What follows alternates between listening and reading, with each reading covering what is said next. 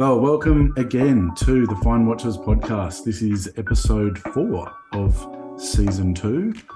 Did you just get your revenge on me? Got it right Because this time. last week you screwed the intro up, and this time I was drinking a gin and tonic, and you started. Good job, Ben. Got it right this time. Gin and tonic, very nice. I have a margarita, which is good. So that's good. So let's kick off with wrist check. Lead it off. What have you got? All right. I am wearing my President's. This is my 18078. Let me see if I can get this camera focus for everyone on YouTube. This is my Onyx dial 18078. It's a bark President's. So I absolutely adore this watch. You have that bark finish. Hopefully it's coming up on the video. If not, check out the Instagrams. I'm sure if you go into Fine Watches, they've got some tag posts there, or even GC Watch Guy, my personal, you'll be able to see it. 18078 Onyx dial, just the perfect quintessential Rolex for me. I absolutely love it. Very nice. What about you, Matt? What's adorning the wrists of Ben Kuczynski? Well, today I have gone back to where it all started, and I am wearing my Citizen Bullhead chronograph date. This was kind of the first watch that I bought. Let's see if we can't get that in focus. Come on, autofocus. No, it's not gonna. But again, we'll put some pictures up on the Insta. This was a really interesting watch. My uncle, who I've mentioned before, who was the guy who got me started on it all, found it in Cobram in Victoria in a little jewelers, and it was a new old stock watch that this guy had literally had since the 70s or whatever. And at the time, he picked it up for $100 off this bloke, and jeez, yeah. So I love this whole period of the whole sort of Japanese thing. I think their design was awesome, and you used to be able to pick them up for literally nothing, $100, $150, and I think they're sort of coming into their own in terms of value. But so that's what I have. Well, all right. We've started off well. Let's carry that on. Look, we should always mention, guys, thank you for the support. Last week's episode on YouTube especially was the most watched episode we've done so far. So thank you so much for your support. It means the world to both Ben and I. Thank you, everybody.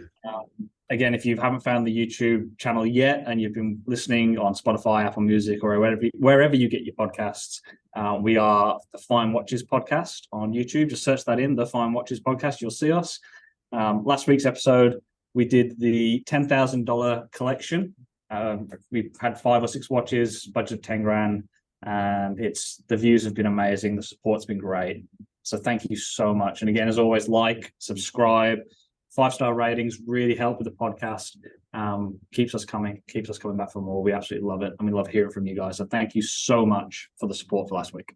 Except for the people who said that Lewis's collection narrowly won out, and which was literally every person who commented about who won the collection. So thank you, everybody. But that's okay. Let's see how we go today. So today's topic is the unlimited budget collection, and we decided that we should limit ourselves to 5, because otherwise it could be thousands of watches literally, and B, we need to keep the podcast to some sort of reasonable time frame. So we've limited it to 5.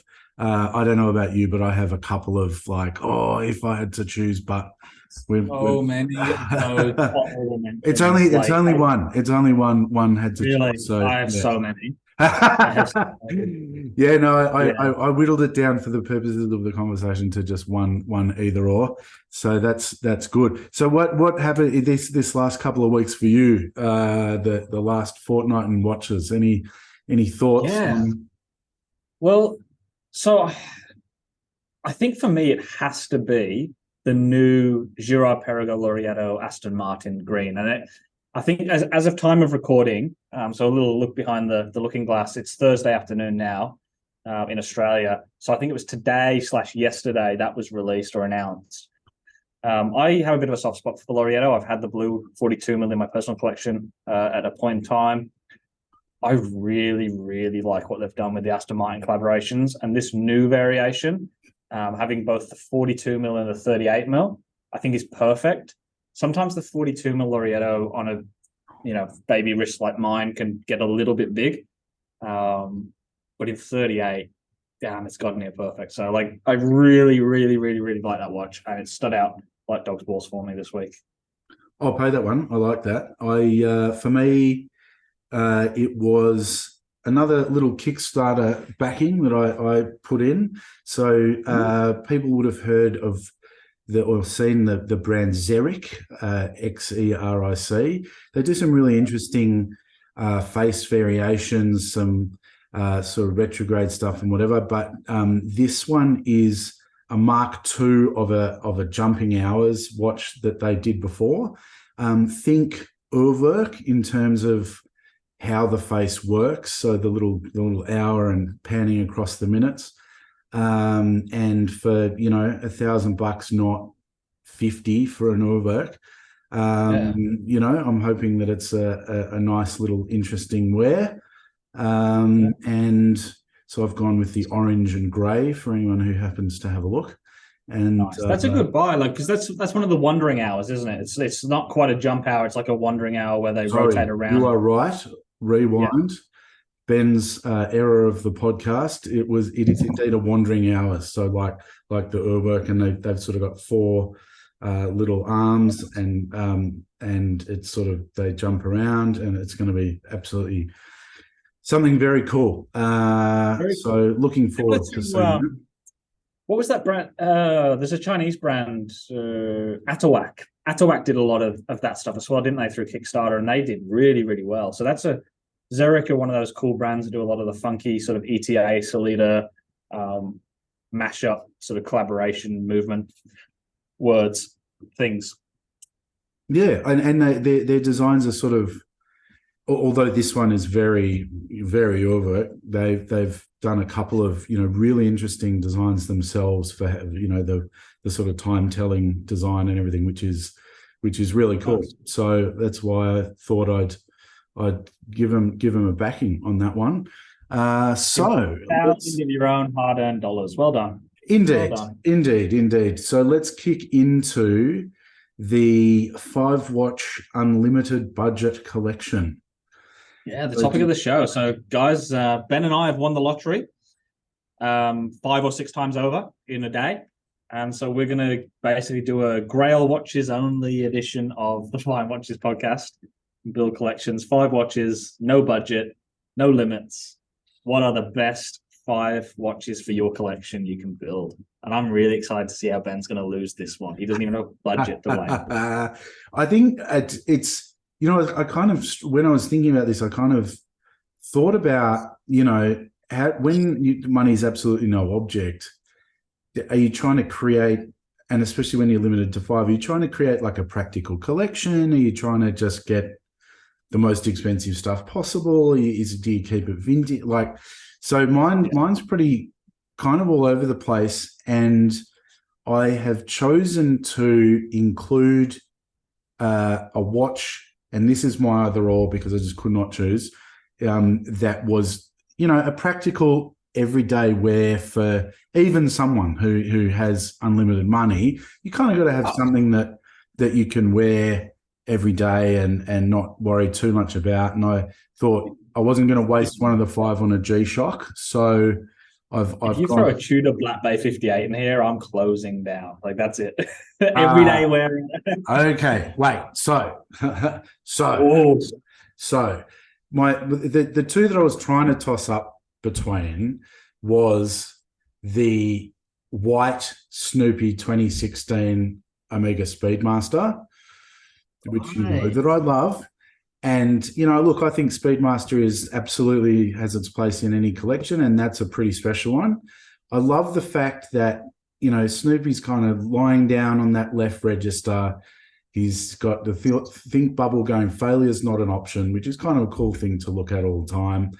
And then the connection to the Apollo 13, for which Snoopy was the mascot, and that was the watch for it.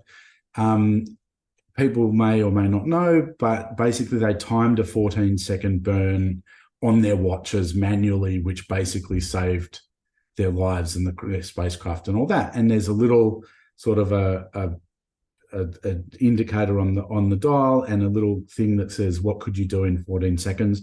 And I think that just the watch is super, super, super cool. So that would be my kind of everyday wear. And just to, stick it to your previous comment, the one that I was trying to toss up with was the Black Bay 58 with the Queen's Platinum Jubilee Royalty and Specialist Protection Edition with the Tudor Rose on, just because, again, if you're going to have like an everyday beater with no budget or whatever, that's a pretty cool one. But I think I was always tending towards the Snoopy. So that's my number one. And those are the kind of practical choices that mean, you got something that you can wear. Okay. I absolutely adore that silver Snoopy too as well. I think it's whimsical, it's quirky. It is all things that you want it to be. It doesn't need to be anything more than it is, and it is more than it should be. And if that makes sense, it's such a beautiful design of an unnecessary watch. That makes sense. Again, I'm doing a lot of things. Absolutely, and it's understated. It's so good. It's understated. Now, Snoopy's not taking up the whole dial, and whatever. It's super cool. So that's a good one. I'll give you that. It's a great watch. It's expensive now. Like, to get one of those, you're really paying 30 to 40,000 Australian dollars. Like, maybe more. If you can get me one for 30, get me one for 30, because I couldn't really find them for less. I saw one in Japan last year for 50. And even then I kind of thought maybe, because you see them from time to time on Chrono and people are asking way more than that. So that's it. Yeah, it's a good watch. It's a cool watch. Well, all right. So I'll match you, right? And I'll go chronograph. So I've got a chronograph in my ultimate Grail watch only, budget's not an option collection. And I went down the route of, I want this to at least be wearable. So every watch on here has to be wearable, because there's no point in putting it in a Jacob & Co. Astronomica for me, because the thing's not wearable. I can't wear it, so I'm not going to buy it. I have a limit of like 44 mil with the right lugs is really pushing it for me. So it has to be wearable and it has to mesh as an overall collection. That's like the two big rules I had. By the time I'm done, does this make sense? So the first one, I'll go with the chronograph. It's the Erlangen Datograph Perpetual. So white gold, grey dial. I think the movement alone sends shivers down my spine. So this is the watch. It does everything. It's the perpetual calendar. It's the beautiful, beautiful movement, finished to a higher standard than pretty much every non-super independent brand like your Grubel Forces, things like that. It's amazing. It set the standard for watch finishing that Patek had to match. Like, these guys made Patek shiver when they brought out the Datograph. Like that, I love that. The kings, the looking down their nose at everyone, Patek Philippe, saw little Erlangen over there in the 90s, bring out a Datograph and went, oh shit, we can't do that right now. And then they had to up their game. So the Datograph Perpetual, big date, moon phase, gorgeous movement, probably the prettiest movement in all of watches for me, I think. The prettiest movement. That's my number one pick. Yep, I'll pay that. I as a brand, they do so many beautiful things. And I think one of the things that I love about their aesthetic is that although they're clearly, traditional or classic styling, somehow their watches look really modern and cool as well. So it's just lovely. I love that. And it's one of those watches where I had this bit of like this or that. What do I do? And Erlangen was going to be on there for me because there's a couple of watches I absolutely love, and I've thought about purchasing one myself in recent times. And I was thinking of the Odysseus because I quite like an integrated bracelet, and I like the Odysseus. But I feel if you're going to go no budget, don't care about it, Lang, it has to be a Datograph Perpetual, and whether that's in platinum, whether that's some kind of really unique combination or whatever. I just think the Perpetual is just the perfect encapsulation of what they do as a company and what they do as a maison. So that was my one. Lovely. Very nice, very nice. So my next one is also a chrono, and it's the Universal Genève Eric Clapton. Right. So just, I don't know, triple calendar moon phase chrono, just an iconic example of 60s design, about 40, 45K, and just, and there have been Providence models of his that have sold for way, way, way more than that, giving it a huge desirability as well. And, you can take your pick whether you like the Clapton, which is the white with the dark subdials, or the evil Clapton, which is the reverse.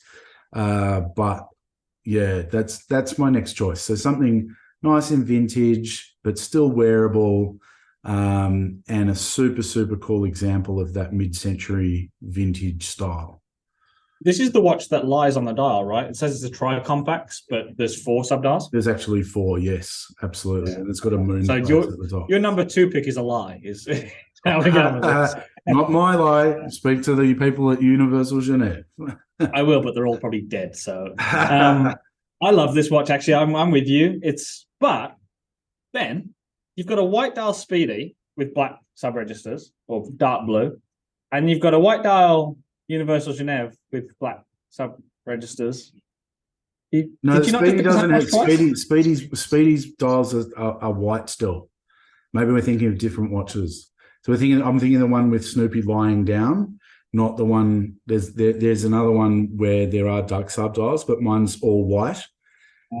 These are coloured subdials, so it's a different style. I mean, it's obviously totally different watch, but it's very different, very, very different watch. So yeah, no, I'll stand by that one. What have you got next? Okay. Oh, where do I go from there? Okay. I'm gonna just go full hype beast. Let's do that. I'm just gonna go like full sneakerhead, Nike Dunks. Let's do this. And I'm gonna go for a Royal Oak, but not any Royal Oak, guys. And I tossed up, and I had a chat with the guys in the store here about this. Sorry, I'll have a nap while you're just going. Yep, go on. So I thought about the Royal Oak double balance open work because it's a nuts watch. But I was like, every NBA player I see on the telly, every rapper, every celebrity, whoever everybody is, has that watch. Like, it's not that special anymore. It's very special, but it's not. And I thought, you know what? What about the Flying Tourbillon? So the Royal Oak Flying Tourbillon, that's my pick. And I wouldn't even do it in like a frosted or a gem set baguette sort of. I wouldn't do that. I'd just go straight steel Flying Tourbillon, because I think that the dial is more interesting now to me than the double balance was. So that double balance, when it came out, was really interesting. It's got the little quirk of gold on there over the bridge. I love that. Something about the way that the tourbillon is shaped into the bridges. I love it on the Royal Oak. So for me, that's my hype beast pick, and it's probably my only hype beast pick. But I think I just have to have a ridiculous Royal Oak in a Grail watch only collection. I think our hype beast audiences are different, because your hype beast includes the Wiz Khalifas and the Steph Currys and all that. My hype beast pick is more of a watch fan red bar type hype beast pick, and I've gone next with the MB&F Legacy Machine Perpetual. And I was so close. Oh, okay. And I've gone the Palladium version just because I like the color and all that sort of stuff. Just, with that flying balance wheel, and to have pulled off a perpetual calendar underneath it is just watchmaking at its absolute best. Combine Max's crazy vision with, the watchmakers who achieved the mechanics, and that is, in the modern age, arguably, one of the greatest. Absolutely. I mean, there's I totally agree. gyro tourbillon reversos, and all sorts of stuff. But that is, and the other thing is, it's quite wearable. Like, whether you want to wear 250K on your wrist, but it's, from a practicality point of view, it's pretty wearable. So that's my hype watch fam hype beast pick, is the Legacy Machine Perpetual. You have no idea how long I had. So I had 2 pages open looking at watches. One of them was the Legacy Perpetual, and the other one was my actual pick in the end. But that Legacy Perpetual is ridiculous. Like, it's the best of MB&F, right? Like, it has to be. But for me, that ain't wearable. It's too big. I can't wear it, so it's out. Yeah. And you've gone one crazy Max Busa mad genius, and I'm going to raise you another one. I'm going to go the Max Busa and Black Badger collaboration with James Thompson, the legend of Loom, and go the HMX Black Badger. This watch is insane. Yeah. So it's the Starfleet machine. If you've not think Urva, think, MB&F machine. Know it well. Ridiculous watch on your wrist. It's a watch that you read the time side on. So sort of like a driving watch, basically. The time is similar to the MB&F Mad One. Yeah. And how the time is on the side here. So the whole watch is basically cased up over the top, and then there's a time digital readout that is mechanical, like a Zeitwerk, which was another one of my ifs and ands. The HMX Starfleet machine. I have lusted after this style of watch. I've wanted a Romain Jerome subcraft or a spacecraft, and you just can't find them anymore, and no one has one that they'll sell to me. So if you do, reach out, because I want it.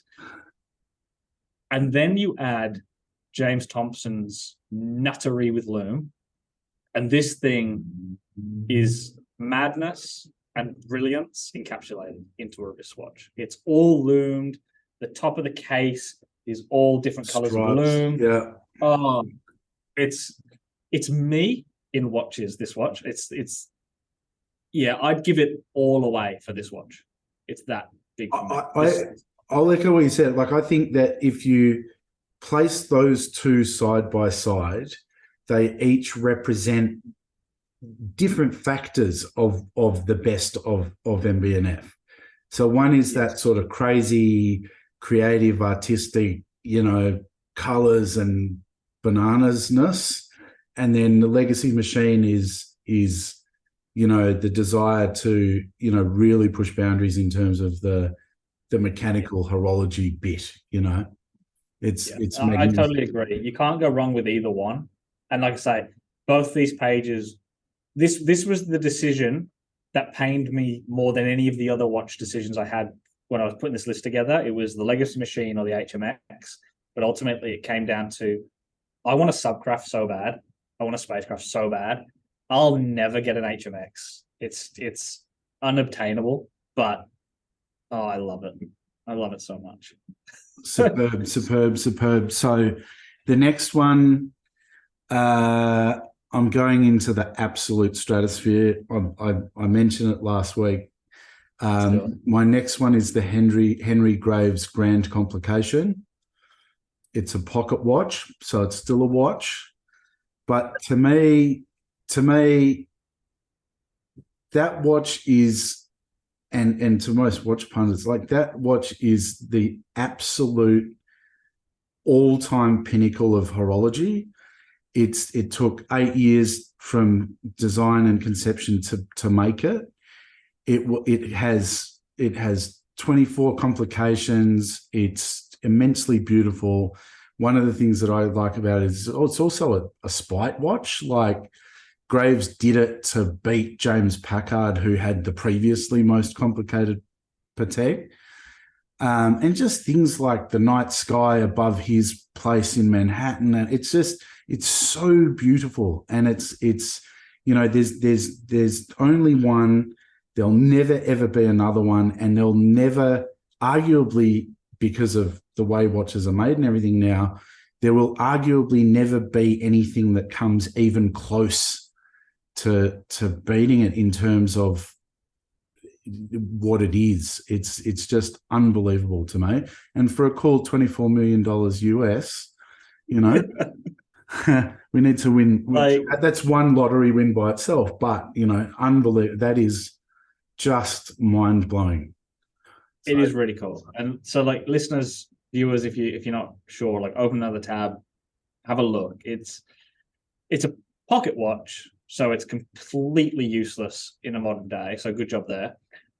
But 900 parts, 920, 934 or 984 or something. Yeah. So over 900 individual parts, like hundreds and hundreds of screws.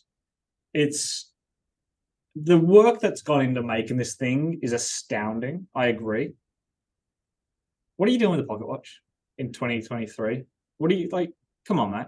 It's going to sit in your house, unwound, doing none of its complications. No, I think you'd wind it and you'd use it and you'd listen to the Westminster chimes and you'd let the grand and petite sonnerie go off. And if you wanted to listen to the minute repeater at any point, you'd press that as well. And if you wanted, you know, it's just... You'd accidentally wind it the wrong way and snap it in half. You would... I think the pleasure from that thing is not about, you know, wearing it anywhere or whatever. It's just to be in its presence and look at it and hold it and see it is enough. It's just the greatest. The thing itself is worth everything that it is. Yeah, I totally understand that. Amazing, absolutely amazing. So that's my number 4. We're firing through these, but that's my number 4. Okay, all right. I think you've just lost the whole competition with that pick, but good work. I'll go number 3, wasn't it? Number 3? Number 4. Oh, gosh. Number 4. All right, number 4. It's hard now because I don't know what you're going to pick next. So do I go for my stupid pick, which I think you might have gone for? Or do I go for something I know you want? I promise you have not gone for the same thing. I promise you. Go on. I'm going to hold that till later then. Go on. All right. I'll go for the me pick. This is another one of those watches where I would give it all for it. Every watch, this is the one. And it's the one for a number of reasons. This is the most beautiful design and simple, elegant design that I've ever seen in a wristwatch personally. It fits like a glove. It's the FP Journe Chronomètre Souverain Black Label. So I go the Black Label because you can't just buy the Black Label. You have to be a Patek customer. An FP Journe customer from a boutique to be offered a Black Label. So the Chronomètre Souverain is my ultimate, possibly one day, if everything in my life turns out absolute roses, I might be able to get one watch. But there's a lot has got to go right for me to get a Chronomètre Souverain, let's be honest. It's 40 mil, gorgeous Patek case and lug. Patek, I keep saying Patek because it does have that Patek feel. Yeah. Sorry. FP Journe. It's got that gorgeous Journe case with the lugs that just cut down onto your wrist so well. It's 8 millimeters thick. So it's an ultra thin. Rhodium plated steel hands, black dial, 18 karat numerals. It's elegant at its absolute finest on a wristwatch. I'm a sucker for a power reserve complication, even though they absolutely do my head in when I have one, because I'm constantly thinking I need to keep winding my watch, and it does my head in, but I love them. It's a bit of a guilty pleasure. But the Chronomètre Souverain Black Label, I don't know how many of these are even in the world. There won't be many. I'd probably say less than 10. I could have gone, really stupid and gone for like a Renaissance or, one of the stupid, crazy complication tourbillons or something, but they're probably a better watch overall of this is the Grail, no budget, go stupid watch. But this watch speaks to me on a level almost like no other watch. I absolutely adore it. That's very nice, and it's not what I was going to go to for number 5. I've got one more. And I think this will be very, very interesting. If you pick the same thing, then I'll be absolutely astounded. So my number 5 is the George Daniels spring case tourbillon wristwatch that he made. He made only 2 wristwatches in 91 and 92. This one he made in 92, and this was the watch he wore himself. So this is arguably the greatest watchmaker of the 20th century, who told Aristotle Onassis to go take a walk and not making a watch view and whatever, and occupies more spots on the top 100 most expensive watches of all time that isn't, Rolex and some sort of, watch with provenance that's expensive because so-and-so wore it or whatever. It's just beautiful, like super simple, time and seconds on the front. You press a little button, the thing flips over. On the back, there's a tourbillon that he made from scratch, because he made everything from scratch, and the day of the week and the month on the back, and it's got date on the front. And it is just, if you're talking about grails and, one only and can't get it and whatever, that is something that I would like to have in the same very, very secure safe that I would keep with the complication. And maybe I'd wear it to Red Bar, maybe I wouldn't. But that is my number 5, the George Daniels spring case tourbillon. Check it out on YouTube, listeners. There's some really, really cool videos about that one, and a cool 4 million for that one. It's a really okay. So what color? What are you doing? What metal? What? Come on. So it is only the one watch, so you have no choice. You want to take his off his wrist. You want to mug George Daniels. Okay. George Daniels is gone, so it can't. You're grave robbing. I get it.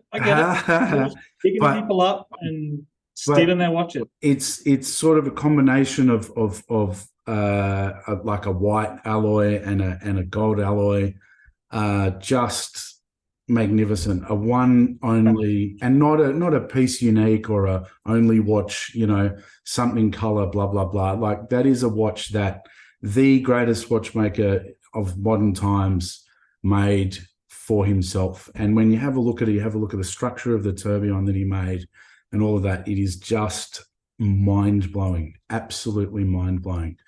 And I'd like to have it as part of a No Limit collection. And I'd like to have it. Flip it, cut it, that's it. I'd like to have it. That's it. That's awesome. I mean, what else do you say? It's George Daniels. It's his watch. It's the watch, right? Like, what do you do with that? You know what you do with that? You get better. And you get the Debethune or Debatoon kind of to jumping GMT. So I'll match your flipping over case with another flipping over case, which is good. Serendipity. 2021 release. They did the kind of to tourbillon. And I think it was last year they did the kind of to jumping GMT. So it's the typical Debatoon case floatingness, and then the watch, like a Basculante, will flip on its axis, revealing the tourbillon side and the timekeeping GMT side. It's as good as modern watchmaking gets. There are a lot of people to me that are, Gribble Force, Grunfeld, they're all on that same tier, Debatoon. When they put their mind to it, they all create things in different ways and different types of watches, but there's very little separating the top of the top. And I think this is right up there for me. I think the top of watchmaking. And ultimately, it's wearable, it fits in the collection, and it's ridiculous. It costs a fortune. A lovely piece. I think obviously we approach this slightly differently. But again, look, I think that at the end of the day, I'm sure you had another, I don't know, 10 or 12 or 50 So many. that you could add. So many. I think for me, why I chose the ones that I did, particularly the Graves and the Daniels piece, is that, this one of the fundamental things that I love about this hobby and interest that we have is that we wear tiny little machines that sit on our wrist or in the Graves ground complication case in your pocket or whatever. And somebody or a team of people made it. Yeah. And not only they used techniques that other people have come up with in terms of engineering, in terms of Patek, they had to make up new things. In terms of the legacy machine, they had to make up new things.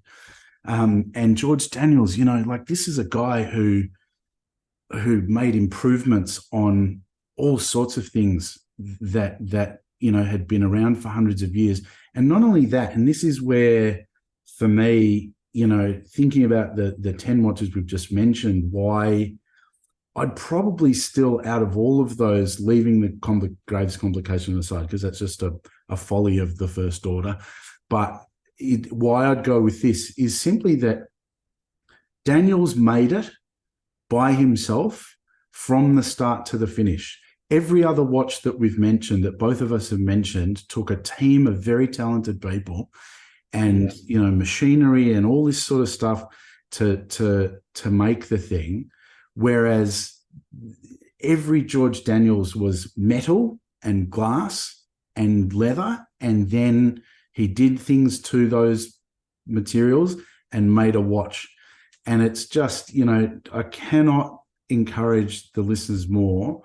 If you already know about him, you know what I'm talking about. If you don't, he's got a great book out. There are plenty of articles and everything about George Daniels, and get to know, because he is an absolute genius and really embodies this whole science perfectly. He's a legend of the industry. He's a legend of the craft. He's inspired more people than you could imagine into the world of watchmaking and horology. Harry Winston is one of his disciples. And so many. That leads to, on personal notes, like you go from George Daniels, you go to Harry Winston, you can trace that back even into modern times with companies like Fears and doing the British Watchmaking Alliance and how important that is. Even people like Christopher Ward, and that doesn't happen. So the modern British movement doesn't happen without George Daniels. You can just trace it straight line back to what's happening today to revive an industry, and that industry is thriving right now, and it is because of the work Daniels did. So yeah, it's a fantastic piece. Honestly, it's a ridiculous watch, if not just for the complication of it. It's not the most complicated thing we've mentioned here. It's not the most beautifully decorated thing we've mentioned here, or high tech engineered thing. But for what it means, it's probably the best thing here. It's just mind blowing. So, I'm happy with that one. All right. So, run us through a couple of your almost made it, because I'm really keen to hear this, because I've got a few, but I want to hear what you almost made. I've heard about your Black Bay 58 because the Queen had something to do with it. That's that's just a sort of a can have it. Urwerk was there, HYT was there, Chaikin was there. There's just so many. I'm not a massive fan of Jacob and Co.'s aesthetic, but there are some unbelievable little machines that Jacob and Co. have made. Just so many. And then, that's leaving aside, watches of Providence that are, mission worn Speedmasters and, all that kind of stuff. So probably just too many to mention. Renaissance Type 3, it would have been in there. That's another, genius of modern watchmaking thing. too many, just way too many. Daytona Cosmograph Rolex. There are some beautiful ones of those around, with and without provenance that I would look at. Interesting. Neither of us had a Rolex in the list. I mean, I had the AP obviously, but none of us had a Rolex in the list, which is interesting. Not even, like a Paul Newman Daytona or a Rainbow or anything. The Paul Newman Daytona was on, was a sort of a medium list rather than short list watch. I thought it was kind of an obvious one, but like to have that specific watch, not that model, but that specific watch would be super cool. Same thing with the Steve McQueen Monaco. Like there are just so many watches like that. I'd love. And they're not picked because of the watch they are. They're picked because of the provenance behind the watch. I understand that. Yeah, exactly. I mean, I obviously like those watches as well, but there's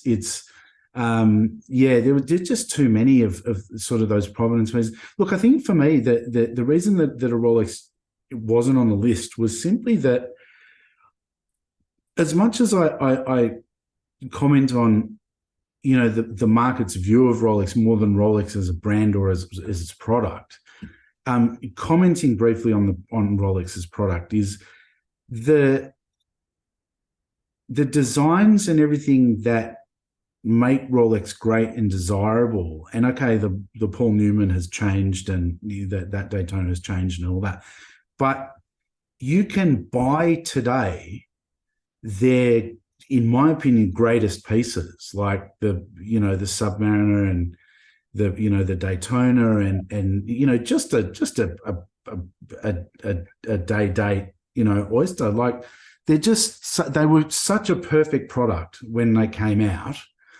And so you sort of then have to look at provenance watches to make it worth spending so much money on a watch that you can't go to an AD and buy, but theoretically you can go to an AD and buy one, and it's going to be more reliable and waterproof and da-da-da. So to me, it's actually a testament from my point of view, it's a testament to how good Rolex and modern Rolex is, that they don't need to be a no budget Grail thing to kind of make it into what's desirable kind of thing. So I think it's, if it was a 10 watch collection or a 20 watch collection or whatever, then definitely there would have been some Rolex in there. But I think when you're sort of cutting it down to 5, George Daniels steps forward, MB&F. And that's the problem, right? Is that we cut it down to 5. I mean, for me, it was similar. It was, you're trying to piece just 5, and then what that means to you and how that would fit together. I mean, like, I left out some ridiculous pieces, like the Grubel 4C GMT Balancier, the Kovacs thing, with the full globe in the middle GMT that they did. I mean, that might be the best finished watch on the market now, period. But it just wasn't wearable, and it's an incredible piece, but I couldn't wear it. This one I've got one that'll surprise you. So I adore the Hermes de la Lune collection, the one with the rotating discs inside the dial as they go around. Yep. So they're one that's got the meteorite face with the 2 dials. One's a date and one's the time, and then the 2 moons, top and bottom, and they rotate around. Yeah. I love that watch. I think it's so romantic. It's beautifully crafted. Problem I had with it was an Hermes. I couldn't bring myself to put an Hermes in an ultimate, FU collection. I love that watch. I'd love to own one. I think they're amazing, but yeah, I just couldn't get there. But I do love that watch. So like, I had a couple, and then stupid Zeitwerks, in ridiculous metals, and they're just crazy complications. But again, they're not wearable. I mean, I've had them on the wrist. They're massive things. So you can't really wear them. There's just so many. I mean, so many Hoyas. Like it's just too many. It's endless. Run us through, Ben. What were your 5 watches, so that the viewers, listeners can decide, and they're going to comment religiously and aggressively below this video and They're going to message on Instagram. What were your 5? My 5 were the Omega White Snoopy 2016. So the Apollo 11 with the little failures not an option, everything. The Universal Genève Eric Clapton from the 60s, triple calendar moon phase chrono. The MB&F Legacy Machine Perpetual in palladium, but choose the color you like.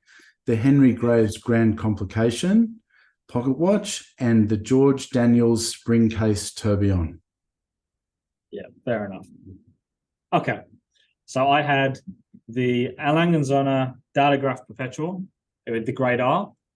I had the Audemars Piguet Royal Oak Self-Winding Flying Tourbillon Open Work, which is a mouthful, but beautiful. I had the ridiculous HMX Starfleet Machine, which is the collaboration between James Thompson of Black Badger and MB&F. I had the FP Journe Chronomètre Souverain Black Label. And finally, I had the De Bethune DB kind of 2 Jumping GMT. Lovely. So basically the listeners just have to choose whether they go with the hype-based choices or the true lovers of horology choices. Shot to the heart. It is really cool. It's interesting to see the variance between the two. Like, I definitely went for a more what's actually available, what could, if I did win the lottery 7 times tomorrow, what could I get? And you definitely went more of the route of like, I'm breaking into the George Daniels estate, ripping it off the corpse of the, you went that way. It's interesting. I went hard, absolutely. But look, I think all 10 are really amazing watches. And it's, I think this is the problem that we have, is that, as watch lovers and there's never any end to it. And I think that we should in future, we should do like a $2,000 five watch collection as well, because again, at $2,000, you can also put together a fantastic collection of watches. And that's, I guess, the message that I've always pushed through the Fine Watches podcast, is that, if you like it, it's a good watch. It's a fine watch. Is it haute horology? Is it the most beautiful finish? That doesn't matter. Like, it's about bringing joy to you. And that was how I curated this collection for me, is that I thought about, if I had any money to get any, watchmaking piece that exists, what would I look at and just go, oh my God, like that would inspire the most awe and joy. And that's how I got to what I got to. No, I love it. I think it's great. And listeners, viewers, have your say, please. Like, we loved it last week.